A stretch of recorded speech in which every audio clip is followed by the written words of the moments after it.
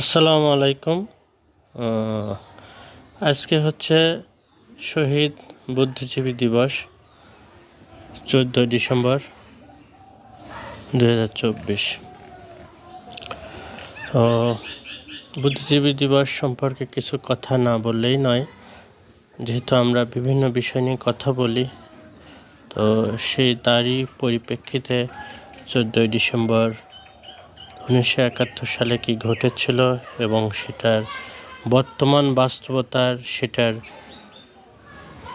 Result বা ফলাফল কি হচ্ছে সেই বিষয়ে একটু কথা বলবো। 14 ডিসেম্বর 2024 বর্তমান কি অবস্থা আর 1971 সালে 14 ডিসেম্বর কি ঘটেছিল সেটা না হলে কি হতে পারত এই জাতির কপালে। তো আসুন আসল বিষয়ে কথা বলি, কি ঘটেছিল 14 ডিসেম্বর 1971 এবং সেটা না হলে কি ঘটত, আজকে এই বাংলাদেশের অবস্থান কোথায় থাকতো, এই বিষয়গুলোই নিয়ে একটু কথা বলবো আর কি। দেখেন, 1971 সালের এই দিনে দখলদার পাকিস্তানি হানাদার বাহিনী ও তাদের দোসর রাজাকার আল বদর আল শামসরা বাংলার শ্রেষ্ঠ সন্তান বুদ্ধিজীবীদের হত্যা করে। তো এই বিষয়টা আমরা সবাই জানি। তো সেদিন কী হয়, দেশের বরেণ্য শিক্ষাবিদ, চিকিৎসক, প্রকৌশলী, সাংবাদিক, শিল্পী, শিক্ষক সহ বিশিষ্ট ব্যক্তিদের তাদের বাড়ি থেকে তুলে নিয়ে চোখ বেঁধে অজ্ঞাত স্থানে নিয়ে নির্মমভাবে নির্যাতন ও হত্যা করা হয়। পরে তাদের লাশ রাজধানীর রায়ের বাজার, মিরপুর সহ কয়েকটি বধ্যভূমিতে ফেলে দেওয়া হয়। তো কেন ঘটেছিল সেটা হচ্ছে যে পরাজয় আসন্ন বুঝতে পেরে পাকিস্তান বাহিনীও তাদের আল বদর, আল শামস ও রাজাকারের মতো স্থানীয় দোসররা দেশের বুদ্ধিজীবী সমাজকে নিশ্চিহ্ন করে এবং উদীয়মান বাংলাদেশকে বুদ্ধিভিত্তিকভাবে পঙ্গু করার লক্ষ্যে ঠান্ডা মাথায় এই গণহত্যা চালায়। তো এখন কতজন, কারা, কি, কেমন ছিল এই বিষয়ে কথা বলি। কেন তারা এই হত্যাযজ্ঞ চালিয়েছিল, উদ্দেশ্যটা কী ছিল এবং তাদের উদ্দেশ্যটা কতটা সফল বর্তমান বাস্তবতায় সেটা তুলে ধরব। দেখেন, আমাদের স্বাধীনতার উষালগ্নে সেই আমি 1971 সালের কথাই যাচ্ছি বা ওখানেই ফিরে যাচ্ছি। তো 1111 জন বুদ্ধিজীবীকে হত্যা করা হয়, যার মধ্যে 991 জনই ছিল শিক্ষক, যারা চেয়েছিল বাংলাদেশ যেন কোনোদিন মাথা উঁচু করে দাঁড়াতে না পারে। তারা জানতো কাদের হত্যা করলে তাদের ইচ্ছে সফল হবে। আমরা মাঝে মাঝেই বলি স্বাধীনতার 53 বছরে কি হলো, এটা নিয়ে আমরা ফেসবুকে, ইউটিউবে বিভিন্ন জায়গায় আমরা সরব। আসলে কথা তো সত্য। যদি মেরুদণ্ড ঠিক না থাকে, একটা মানুষই কীভাবে দাঁড়াবে, একটা গাছই কীভাবে দাঁড়াবে। তো দেখেন, স্বাধীন বাংলাদেশকে যারা 53 বছর ধরে শাসন করেছে তারা কি করেছে? কেবল প্রাণে হত্যা করাই হত্যা না, মেধা হত্যা করাও আরও বড়, বুদ্ধিজীবী হত্যা করা। এবং এই মেধা হত্যায় আমাদের স্বাধীন দেশের এই পর্যন্ত যত শাসক দেশকে শাসন করেছে তারা সবাই করে গিয়েছে। বিশেষ করে গত আওয়ামী লীগ সরকার 14টি বছর ধরে নিরবিচ্ছিন্নভাবে এটি অত্যন্ত পরিকল্পিতভাবে করে গেছে। শিক্ষা ও গবেষণায় বরাদ্দ কমিয়েছে, শিক্ষকদের বেতন ও সুযোগ সুবিধা কমিয়েছে, লেখাপড়া ও গবেষণার পরিবর্তে শিক্ষকদের রাজনৈতিক স্বার্থে ব্যবহার করেছে, অযোগ্য দলান্ধদের শিক্ষক বানিয়ে তাদের আচরণ দিয়ে সমাজে শিক্ষকদের মানমর্যাদা কমিয়েছে। কিছুদিন আগে এই বিষয়টা আমরা দেখতে পেরেছি যে বিপ্লবোত্তর 5ই আগস্টের পরে শিক্ষকরা যখন আন্দোলনে নামলো, বেশ কিছু শিক্ষক যারা রাজনৈতিকভাবে বিভিন্ন সুযোগ সুবিধা পেয়ে আসছিল তারা মাঠে নেমে, এবং বেশ কিছু শিক্ষককে আমরা লাঞ্ছিত হতে দেখেছি। লাঞ্ছিত হয়েছে সে তার কর্মফলের কারণে হয়েছে, আমি এটাই মনে করি। তো এখন যেই 1111 জনের মধ্যে 991 জন শিক্ষক ছিলেন। এটা তো খুব সহজেই বলে দেয়া যায় যে বাংলাদেশের সবচেয়ে বেশি গুরুত্ব কিসে দেয়া উচিত ছিল। ইনফ্যাক্ট সারা বিশ্বে যেসব দেশ উন্নত হয়েছে তারা তো শিক্ষা ও গবেষণায় গুরুত্ব দিয়ে উন্নত হয়েছে। এই সহজ সত্যটা যেই সরকার বুঝতে না পারে সেই সরকার আসলে দেশের মানুষের মঙ্গল চায় কি? এটা আপনাদের কাছে আমার প্রশ্ন রইল। যদি কমেন্টে আপনারা কমেন্ট করেন এই প্রশ্নের উত্তর দেবেন আশা রাখি।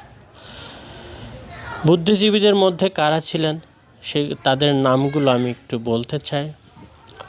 ডক্টর আলিম চৌধুরী ছিলেন, অধ্যাপক মুনির চৌধুরী, অধ্যাপক মনিরুজ্জামান, ডক্টর ফজলে রাব্বি, সিরাজউদ্দিন হোসেন, শহীদুল্লাহ কায়ছার, অধ্যাপক জিসি দেব, জ্যোতির্ময় গুহ ঠাকুরতা, অধ্যাপক সন্তোষ ভট্টাচার্য, মোফাজ্জল হায়দার চৌধুরী, সাংবাদিক খন্দকার আবু তালেব, নিজামুদ্দিন আহমেদ, এস এ মান্নান, লাডু ভাই ডাকনাম, ANSM গোলাম মোস্তফা, সৈয়দ নাজমুল হক ও সেলিনা পারভিন প্রমুখ।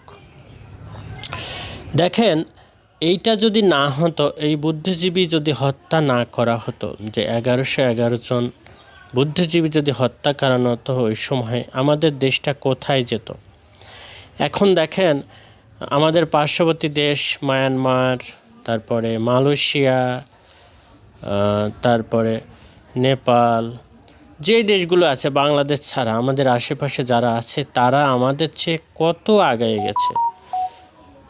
আমাদের দেশে যেভাবে হত্যাযজ্ঞ বুদ্ধিজীবীদের মেরে ফেলে, শুধু কি বুদ্ধিজীবীদেরই মারা হয়েছে? আমাদের শিক্ষা ব্যবস্থা প্লাস সব কিছুকে ধ্বংস করে দেওয়া হয়েছে শুধু এই বুদ্ধিজীবীদের হত্যা করে। এবং এখন পর্যন্ত যারা কথা বলে, যে সব প্রতিবাদী কণ্ঠ আছে, তারাও যদি একটু কথা বলতে চায়, তাদের টুটি চেপে ধরে তাদেরকে দমন করার চেষ্টা করা হয় এবং সেই প্রচেষ্টা এখন পর্যন্ত অব্যাহত রয়েছে। এখন আমরা চাই যে বর্তমানে যে আমাদের যে অবস্থা তৈরি হলো, এই অবস্থায় যেন আরও বুদ্ধিজীবী মানুষ যারা শোষণের বিরুদ্ধে, অন্যায়ের বিরুদ্ধে কথা বলবে এবং কোনটা হওয়া উচিত, বিশেষ করে শিক্ষকদের এই কাজে সবচেয়ে বেশি ভূমিকা রাখা প্রয়োজন। তো শিক্ষকরা এই 53 বছর ধরে যে দলান্ধ রাজনীতির সাথে সম্পৃক্ত ছিলেন, তারা এখান থেকে বের হয়ে এসে একটু দেশপ্রেম দেখিয়ে দেশের জন্য কাজ করুন। তো আমি এটাই বলবো যে আপনাদের যে 991 জন শিক্ষককে হত্যা করা হয়েছিল, ওই দিনই বাংলাদেশ পঙ্গু হয়ে গিয়েছে।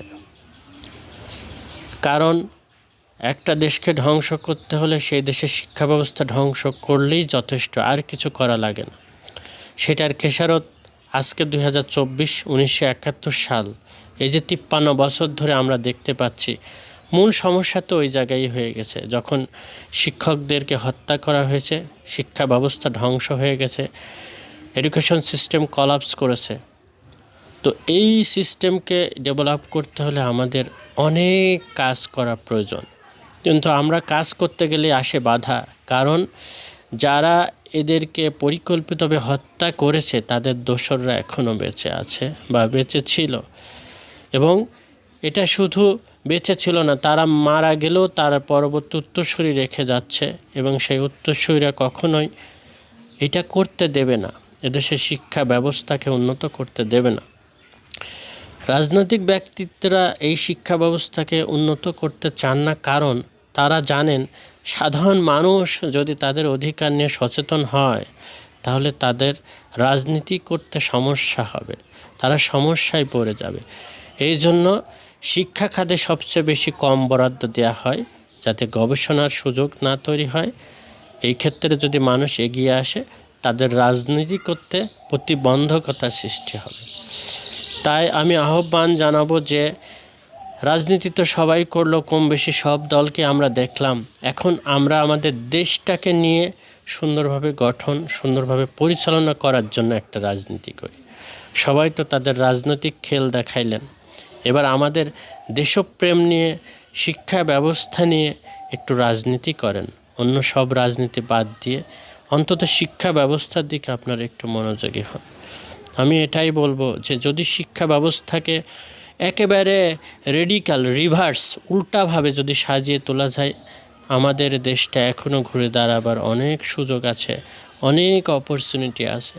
এই সুযোগটাকে কাজে লাগালে আমরা খুব দ্রুতই আবার ফিরে আসব, এটাই আমার বিশ্বাস। সবাই ভালো থাকবেন, সুস্থ থাকবেন, আমার জন্য দোয়া করবেন। আসসালামু আলাইকুম ওয়া রাহমাতুল্লাহি ওয়া বারাকাতুহু।